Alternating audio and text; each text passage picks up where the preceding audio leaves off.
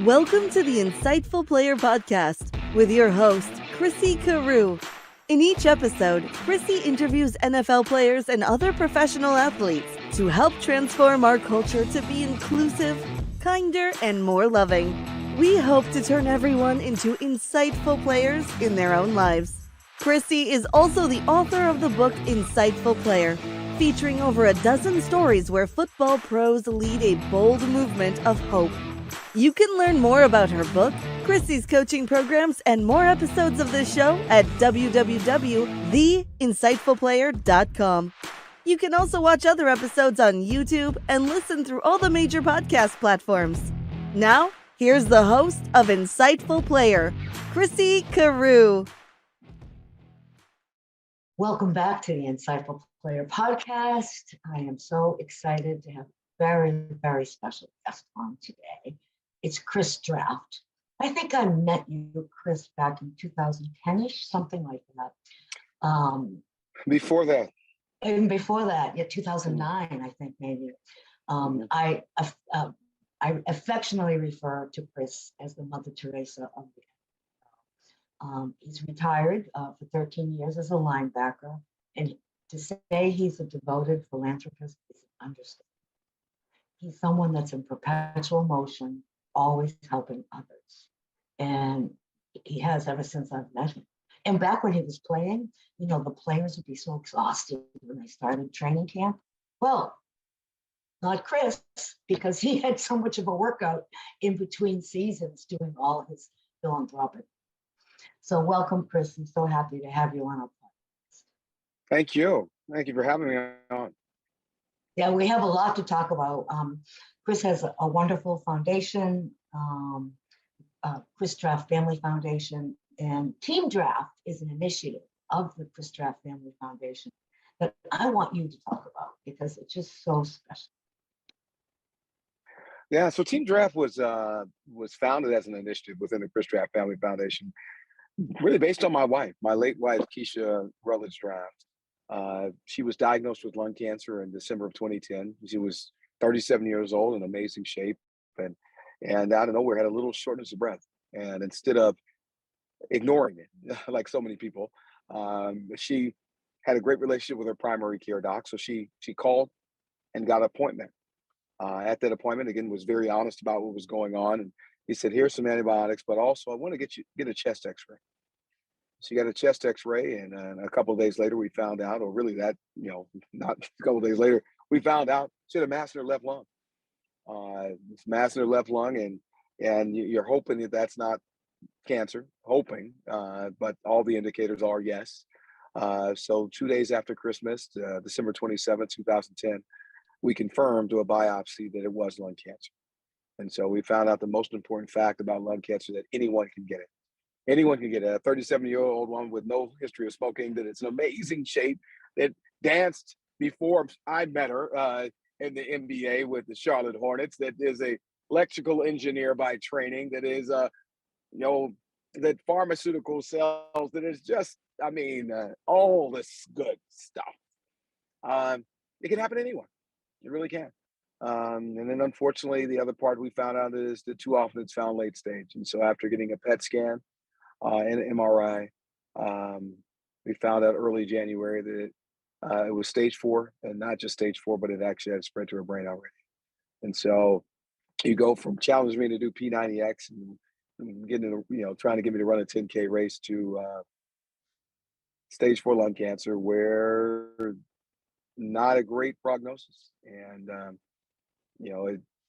she started on standard chemotherapy and radiation. There were some new therapies that were out there that she was tested for, and unfortunately, she wasn't able to be on them.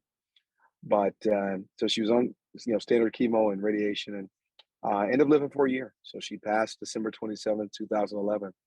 But before she passed, we got married. So we got married November 27th, 2011, and she, before that date, before she came to me, she said, "What if we don't get presents? What if we ask our family and friends to support the foundation?"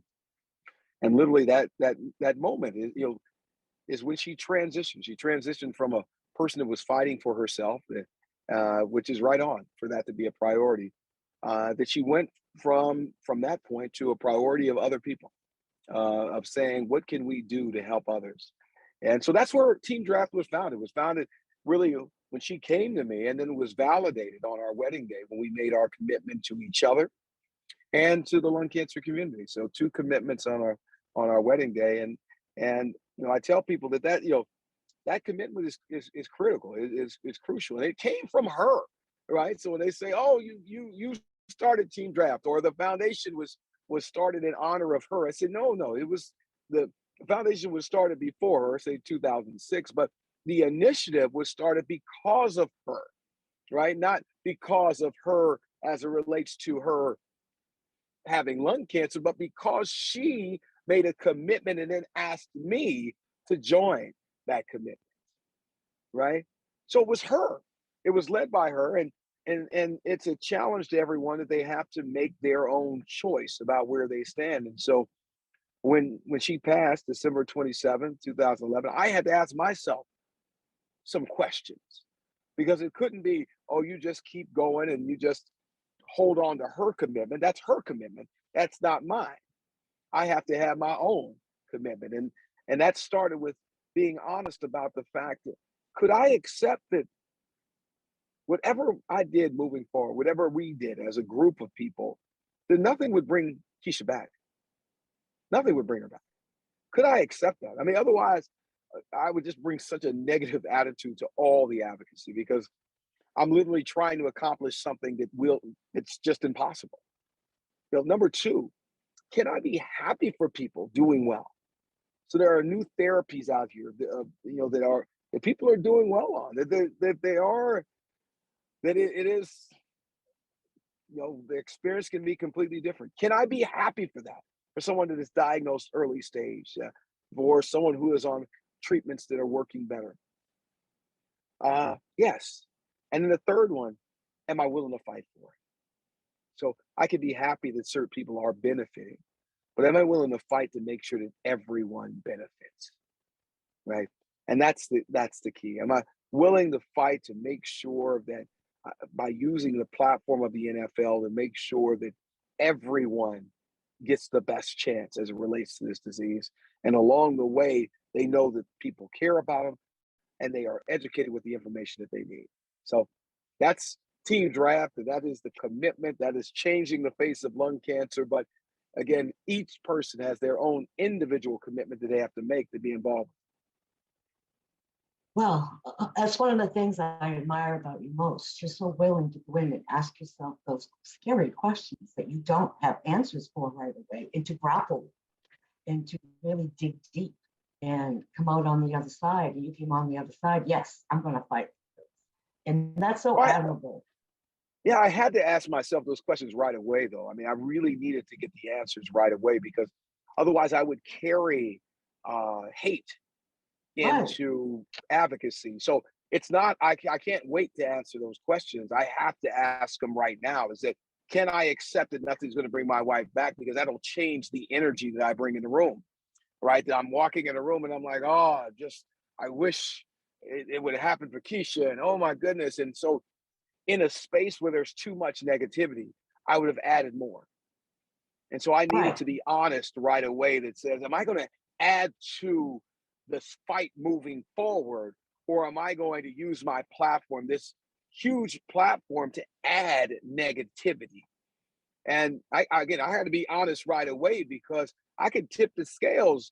Like, we don't need any more negativity. We need a whole bunch of positivity, but no more. We don't need any more negativity. So true. And sometimes we say yes when we mean no. And it's so great that you got so clear on, yes, I want to do this. And it hasn't been an easy road. I know that you just committed yourself. But before we go there, how did that impact your healing? I mean, did you have time to really mourn your beautiful wife? Well, there's a mourning process that is my individual process, and then there's the obvious fact that the NFL has been supportive from the beginning, and I had talked to them about being supportive of any of the work. And the commissioner of the NFL said whenever Keisha was ready, whenever we were ready, that they were ready. And so it it created, that the opportunity to hit the ground running and do something about it. I mean, the mourning or the grieving is about my wife, and absolutely a part of it. But again, she's not coming back, so that part, it's going to be there, right? And Cool. and the memories are going to come, and they're going to flash back, and all of this. Can I handle that? Can I handle the rush of emotion? And what I said, well, allow that emotion to be there, right? As I'm out fighting for other people, I'm going to shock this system because of the fact that I couldn't go to 60 cancer centers in the first year, and I can fight for other people right away.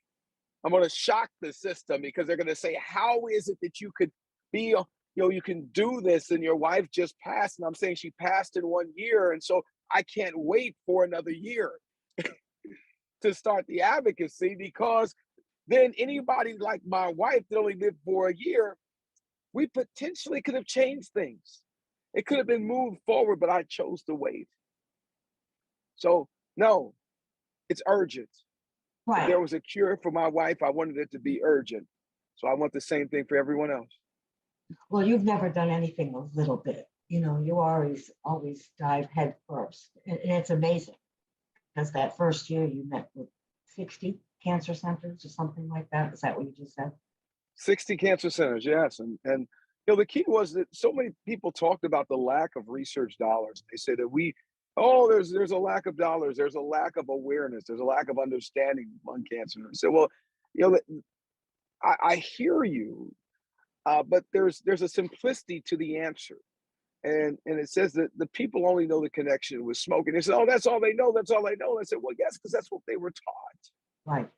They were taught for 50 years the connection with smoking. They were taught since 1964. The Surgeon General said that cigarettes and cancer go together, right? 1964. So from that moment, everyone was taught to not smoke or you could get cancer, right? But there were competing interests, though, within that amount of time, because there was also this huge campaign that was Hollywood and athletes and ad people that were telling you that smoking was cool. Right. And so that convergence really happened in 1998, where they finally said, you know what? No. The cigarette industry got indicted in 1998 for $206 billion. And in the process, what they also did is they limited their ability to market to the younger people, to kids, to youth, and made them have to really check how addictive the cigarettes were, because they recognized that historically there was marketing towards our young people, and again that the addictive property. So I'm saying that in terms of that's how we knew lung cancer. And so it was all about prevention. It was all about the connection with smoking. So when they said, well, they don't know that research matters, they don't know that survivorship, they don't know about early detection or treatments, I said, yes, because we didn't tell them. Right. So That's experts, so true. where are you? I'm coming to you. I'm getting on the ground. I'm riding. I'm driving. I'm flying, taking the trains, planes, automobiles. I'm coming to you. I've got a platform called the NFL. It's the biggest and baddest guy on the block. And I said, but if I say that research matters by myself, I mean, it sounds good. I lost my wife, and I understand I'm too knowledgeable of lung cancer, but that's not good enough. I need experts. I need our experts for you guys to stand up. Here's a platform. Are you willing to stand up and say that lung cancer research is worth investing in, and that things are changing? So there will be actual results from that, which I've been able to see over the last 10 years. And I know that wasn't easy. And I just want to make one point. Usually at the end of the Insightful Player interviews, I read one of your guiding principles. Chris is in my book, Insightful Player. And at the end of each chapter for players, I have the guiding principles. And the guiding principle that's screaming at me right now that I must read of Chris, because I want for you all to listen to this, because you might have some kind of cause that's frustrating you, concerning you. And I'd love for you to really look at this interview and and Chris's wisdom that he shared. And I'm hoping it will spark something inside all of you to maybe tackle something. And this is what Chris says. Don't wait for someone else to step forward as a leader. Empower yourself to fix any problem you see or lead an effort in which you. And I want you to think about this as you continue to listen to Chris today, because there's something out there that could be calling to you right now where you can contribute to humanity as well, like this. It continues to. It's just amazing because I know when we talked a long time ago, when you were starting out at this was not easy, because of all the lack of information out there. You really had to fight hard. Yeah, I mean it's a daily fight, and I think that's probably the hardest part as I try to gather advocates is that they want it to be easy, right? And so as you read the quote, I mean, I think you were smiling when you read it, and it's so easy to kind of read, and then there's the reality that if something needs to change, that sometimes it can be very hard to acknowledge what it is, or at least for the people around you to acknowledge it. And then when you decide that you want to do something about it, it might, no, that might mean that you're taking a system that was in place and you have to challenge that system to change, right? And so it's easier said than done. And that's why in the lung cancer community, I've said that the answer is very simple. It really is. If the goal is survivorship, then what we know is that we have to max out prevention, early detection, treatment, research to get to survivorship, right? Now, that's again, I can say that easy, I can say that. But then there's work to it because now we have to overcome a historic campaign that said, you know what? All we need to do is to get people to stop smoking. All we need to do is prevent it. Versus now changing the culture, changing it where now the goal is survivorship. And that it includes prevention, but it includes early detection, treatment, and research. And so many people have said, oh my goodness, how do we get that done? And it's like, well, it took time, it took work to educate the people about prevention. We need to do the same thing, but recognize we taught them the connection. It wasn't something that someone came up with on their own. They didn't wake up in the middle of the night and say, oh my goodness, I figured it out. If we just get people to stop smoking, that's all we need to do in lung cancer. They didn't. It was through research, it was through work that they found that out, and then they educated the people. What we know now is that's incomplete. It's not enough. Absolutely want people to get people to stop smoking, but we also know that radon is critical. We know that air quality is good. We know that just where people live is critical. We know that healthy lifestyles are critical to lowering cancer risk. But then early detection, treatment, research, survivorship. Yes, that's so important. As you know, my father had lung cancer. It's not what took him, but he was lucky. He was being worked up pre-op for prostate surgery, and they found it early. And so we were praying for two cancers, so versus one that had metastasized. That's what happened. And that's not what took him. He was lucky, fortunate. And that's early detection. There's two components of that. One will be a screening component. The other one is an incidental nodule.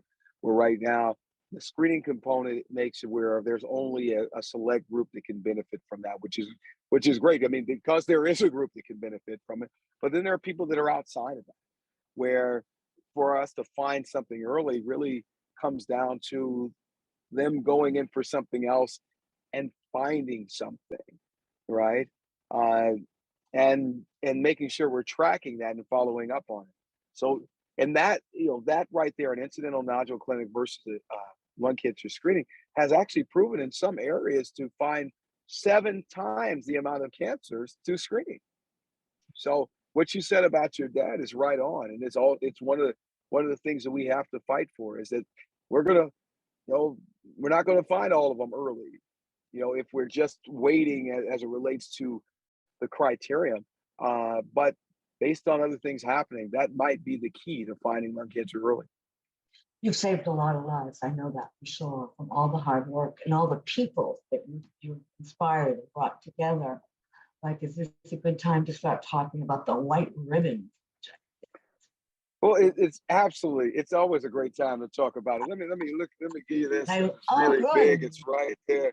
There's the White Ribbon. To talk about the White Ribbon Project. Where does it really start? It starts with Heidi and Pierre Onda. Heidi is a cancer survivor, lung cancer survivor, stage 3. Her husband Pierre, primary care caregiver.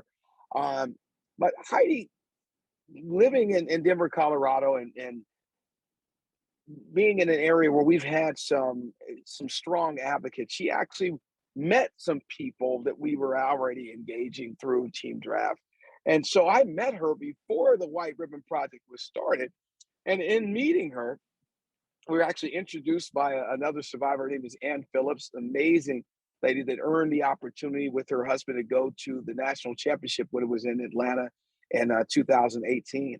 And she earned that through her advocacy of raising money for the International Association for the Study of Lung Cancer that's based in Denver. But Ann said, I have a survivor that I want you to meet. I was coming out to Denver, so I have somebody I want you to meet. And it was Heidi. It was Heidi. And she told me that her husband was a primary care doc at that luncheon that we had. And I said, oh my goodness, you guys are going to change the world. And I think when I said that, I probably scared her more than anything. And she's probably thinking, man, this guy's crazy. What is he talking about?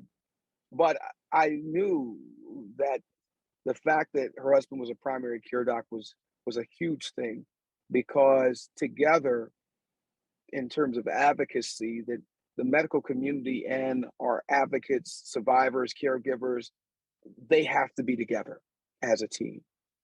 So I knew that it would work, but as it moves forward and we moved into this Zoom world, it played itself out that much more, because they would do calls sitting right by each other, always sitting right by each other.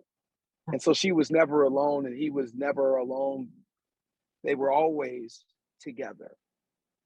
And so it showed this symbol of what we needed for the lung cancer community. And then as I fast forward to September 27, 2020, that all of a sudden it all came together, because I'd educated Heidi and Pierre in the idea that as a community, we get what we ask for. So if we don't ask for it, if we're not raising awareness, then we can't be surprised that there's a lack of awareness.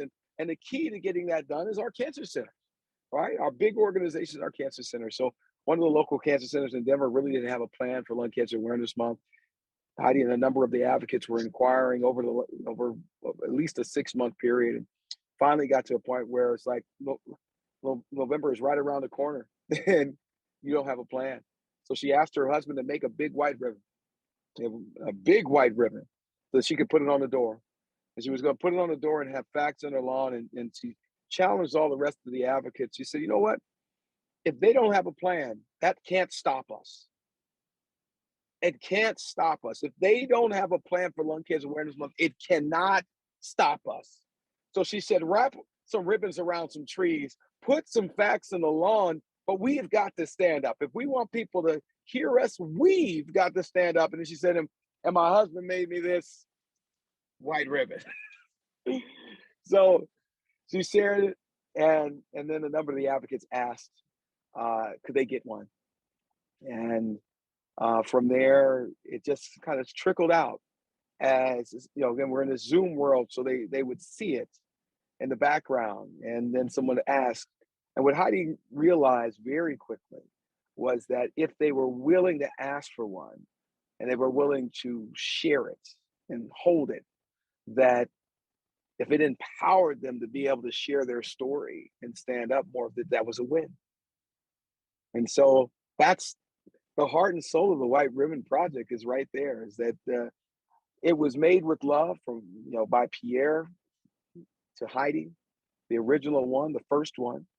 And it gave her control, gave her validation that she was not alone and that she had a team with her. And so as the ribbons are made, and they're now in over 30 countries all over the world, and They are always made that same way. They have to be made with love. We're not just going and buying wood and getting into the jigsaw and all that. They're not, that's part of the process, but the process is built on the love that created the first ribbon, right? And that love that you give to someone else now reminds them that they are an individual, they are special, and that if we want things to change, we're not going to wait on anybody else. We're going to stand up. Right. And you're not alone because you're a part of a team. You're a part of the White Ribbon Project community, which is an inclusive team. That it's survivors, but any survivor. So regardless of staging, regardless of smoking history, regardless of where you live, regardless of where you're treated, this community is for you. If you're a caregiver, it's for you. If you're a family member, it's for you. If you're a radon, surgeon, nurse, social worker, it's for you. And really anyone who wants things to change and move forward, this community is for you. And so that's what the ribbon is. Ribbon meets people where they are. It reminds us that the reason why we're fighting is we're fighting for people, right? And we need to always make sure that that is central to everything that we do, because that will then make sure that we have urgency in the way that we move. Well, you really know what you stand for. And for those of you that are listening, I hope you're thinking about what you stand for, because look at how much Chris has contributed to, I don't know how many millions of people. I don't even know. It's amazing.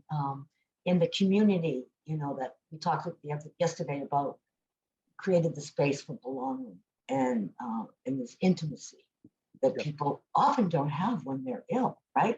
They withdraw, and you have the opposite going on, building a community of love all around them and their caretakers and their families, and that's what's missing in our world. It is, and as we've talked about it before, it's just like a team. I mean, we've talked about why did you found Insightful Player, and so much of that is because of your influence in coaching and understanding teams. So the love that we're talking about is not something that is one day. Right. And I think that's the key of someone trying to find this magic bullet where if we can just do something, what's that one thing that we can do and it'll be done, versus realizing that we need to create a system. So when you see me out, I'm looking for leaders. And I tell people it should be obvious of what I'm doing. I'm out here building a community, building a team, building a strong team means that you have to have strong leaders. Where are our captains in all of our communities that are willing to stand up and say, we have a choice? Just like Heidi challenged the other advocates in Denver, we need someone in every community to challenge each other. And not just challenge each other because we need awareness. No, we challenge each other because we need the awareness with each individual person that you are not alone. We need the awareness that if you have questions, there's someone to answer those questions. You need the awareness that locally they are doing everything they can, so you don't have to travel 3, 4, 5 hours, get on a plane someplace else. And that awareness is something that we have to maintain. We have to fight for every day. It becomes easier as the system adjusts, but the reality is that we have to stay committed to it. And remember always that it is people that are being diagnosed. These are not just data points. They are not just numbers. They are individual people with people around them that care about. Absolutely. And I can't imagine how scary that must be, and how scary that must have been for you and Keisha about that. I can't, I haven't lived that. So I mean, it's amazing. And it's so wonderful. You've taken that pain and turned it into something so beautiful, creating so much healing and love all over our world. I'm lost for words when I speak to you, Chris. You are inspiring. You're so humble too. It's nice. But your passion is so contagious. And what do you need for the people listening and watching today? What would you like to support you? Well, definitely they can support the White Ribbon Project, but I think the biggest thing is I want you to know that anyone can get lung cancer. So before I'm asking you to support anything, I want to make sure I educate you. I want you to know that anyone can get it. I don't want you to have to experience it. Let my story serve as an example. 37 years old, yes, anyone can get it. Yes, the connection with smoking is real, but we already proved in 1998 that the people that smoke are victims of an industry, right? So we can't blame the people. Do not blame the people that are fighting against an addiction. Celebrate the people that have been able to stop smoking. Celebrate that. That's victory. Encourage the people who are struggling with it, that are trying to, but are not successful on it, but they're trying, right? And then make sure that in the community that we realize that it's people that are being diagnosed. So I'm saying this. I don't want something from you as much first as just an acceptance that anyone can get it, and the people that do get it, they need our love, our support, and our understanding. We are fighting for a community, the White Ribbon Project, and other lung cancer as other organizations. We're fighting for a community to make sure people know that they are loved and are met with that love at a cancer center, and they're met with the information that they need, and that we fight to have an equitable system across the board. So would love for your support in terms of the White Ribbon Project, but I want you to know that's what we want. If your loved one is someone that is diagnosed, that they know that there are some people fighting for them, that there's a bunch of warriors that are there with them. The other part is if you've lost somebody. No, like I said, this ribbon is for people who have a connection and want things to change. So this ribbon's for you. So don't think it's just for survivors. I said it was an inclusive community, and that's what it is. So if you lost somebody, this ribbon is for you. If you know somebody, it's for you, right? And we want to make sure it gets given in a different way, but in that way, we want you to know, hey, I wish we could change it. We can't. We accept it, but hey, we feel you, care about you. Wow, you personified the insightful player mission, to, transform culture to be inclusive, kind, and more loving. I mean, that's who you are, you know? So thank you. Thank you. Thank you you. so much. It's amazing. So, I think that you create a great model for other people to follow in the world, even if it's in their own families, whether it's cancer or anything else. I mean the values that you live by and what you've created from, Yeah, I think sometimes they look too much at the cause, and rather than just see that the mechanics of what we're doing is not it's not anything special. So they said, well, what am I doing? They said, well, I need to be honest about how we define victory. So when I say that victory historically in the lung cancer community was just getting people to stop smoking, that's not me saying it. That's how it was laid out. I have to be honest about history, so then I can be honest about where we're going or where we want to go, right? So I would say with anybody that's trying to solve a problem is be honest about where we were. Be honest about that, right? And then you have to be honest about where do you want to go, right? I've done a number of presentations at colleges, and we use this program called Habitudes, and one of the visuals, Habitudes is basically images that convey certain themes, and one of them is it's a compass or a GPS. And the idea that the compass can only show you the direction that you're going, but the GPS can actually give you directions, right? But I would take that a step further, and I would say, but the GPS without a destination can only show you where you are. The GPS is no better than a compass without a destination.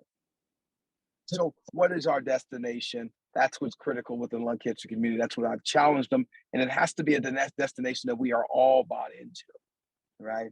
So, and like I say, that is difficult. It's easy to say, but could be very difficult, because you're saying getting everybody on the same page, going in the same direction with the same goal. So you're a visionary. So you saw what other people couldn't see. Well, I would say Not so much. I saw what they, I would say I saw what they didn't want to accept, right? Okay. They called it a stigma in the lung cancer community that people only knew the connection with smoking. I said, no, that's just what we taught them because that's what we believed. And so the question is, are we willing to change? They said, well, no, it's a stigma. I said, no, it's just what we taught them. So the real question, are we ready to teach them something different? Are we willing to own the new destination? The old destination was set. It was clear. That's where we were going. And now there's conflict because we haven't completely bought into the new destination. That's been my work. Beautiful. I need people to buy into the new destination and buy it as one that is our community. It's not an individual destination. It's not a couple of people destination. It's not just these people over in this city destination. It has to be a community destination. I agree. And I think that's what people crave right now. There's so much loneliness out there. And people feel really stuck in places because they don't, they're numbed out of what's going on in our culture. So Yeah. what do you say to people that are out there that are hurting, whether it's sickness or something else, about how to move forward and how to make a contribution to their world, Like, why would it be valuable? It's such a great question. I think, again, it goes back to the honesty of where we are. Mm-hmm. The hard part nowadays is that you can get compared to people all over the world because of social media and technology. And it makes it where with so many folks that they feel like they're not doing enough. It's because they're able to compare themselves with the person who's doing the most, right? Rather than feeling comfortable with what you're doing. And so what I would say is that we have to spend more time on that work nowadays. We have to spend more time because there's more opportunities to see other people. So be confident in what you're able to do. I've had a number of people say to me, Chris, I can't do what you can do. And I'm like, yeah, I hear you. Right? I mean, who told you that you needed to? Right? I haven't got remarried. I don't have kids. So there are things. I played in the NFL for 12, 13 years. I mean, there are things that I can do that other people can't. But then there's plenty of things that other people can do that I can't. Right? So I would say more than anything to people, own who you are. Own it. Love it. See yourself. You have to love yourself first. And that really is exactly what we're doing with the White Ribbon Project is that we've got to get people to love themselves first before they can give love to others. Absolutely. And I have a passion that if we marry our greatest heartache to our deepest passion and gifts, that's how we collectively transform the world. It can, but we need direction. We need direction. Oh, and absolutely. That's where you need the people, because it allows you to be authentic. And again, that's what we see, so many places, that someone who didn't set out to do a particular thing, that all of a sudden their experience is what drives them and makes it completely authentic. But I'll tell you, what I've seen too often though, is that yes, those people exist, but I also see so many people that would want to do something that a system doesn't accept them, doesn't allow them to be able to share. And so if they're not strong enough to carve their own thing out, then they end up not being able to do anything. So Right. I had the blessing of meeting a guy that lost his mom at a Lowe's this past weekend in Boston.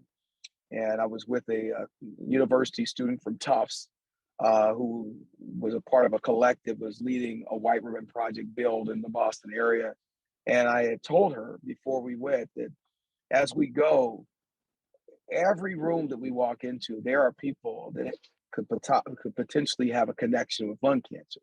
I said, I don't know who they are, but they're there. And I've said that a number of times, but this was the day that we were going to go and get the wood. And we're sharing, we walked in with the ribbon and show the guy because he's going to cut the wood for us, and then he ends up sharing. I lost my mom to lung cancer, and so we were able to tell him, we're going to cut these ribbons, we're going to make them later on today, and we're going to bring you back a ribbon. And he had got another guy to help as he was cutting. His name was Bobby and James. So 2 ribbons are going to go back to that Lowe's to say thank you and make sure that he knows that he's not alone and that his story matters. That's so touching. That is so touching. You're pouring so much love into the world. Well, I would love to have you come back on and talk more about this, because it's just so valuable, and you're such an inspiration. I think you'll help a lot of people. It's just, how so do you have anyone that you want to shout out for, anyone in that community? Or yeah, it's I know when you said it, we were talking about it before. I mean, it's hard because I want to shout out so many people, because again, to be able to build a community, I think sometimes it's almost like, I should say, build a nation so they can understand how big it is, right? That's what we're doing, is we're building a community. 3 years ago at this time, I was in London speaking at the UK Lung Cancer Nurses Conference, and there were some amazing people that are leaders there that have invited me to come out. So I'm going to give some shout outs to people all over the world that are taking a lead, from Australia to Israel to the UK to Sweden, the Netherlands to Italy to Spain in Africa, to Egypt. I was there at the pyramids. We were doing a lung cancer program there. So I'm giving shout outs around, and then just so many people in all, what are we looking for? People in all of our cities that are standing up in all these major cancer centers, because we need a voice. We need that voice that is there, that is going to make sure that there's always love, that they're always met with love, and that we can't take a day off on that. No. So there are people that have taken a stand. They're too numerous for me to be able to say all of their names. I got a whole bunch of them in my head, but I don't want to miss out, just like I missed out on some of the countries and again, don't hold that against me, because again, I know there are amazing people all over that are getting it done, that they are taking a stand, just like my wife, just like Heidi, and saying that there are things that we can control and there are things that we can, and that is making sure our people know that they're not alone, and making sure they have the information that they need, and then fighting to make sure the system is as equitable as possible. Excellent. Well, I want to shout out for Heidi and Pierre, Shout it out.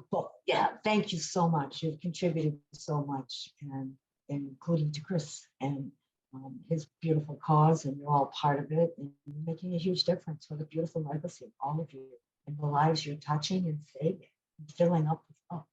So, I mean, that's the answer. Love is always the answer. So thank you. It is.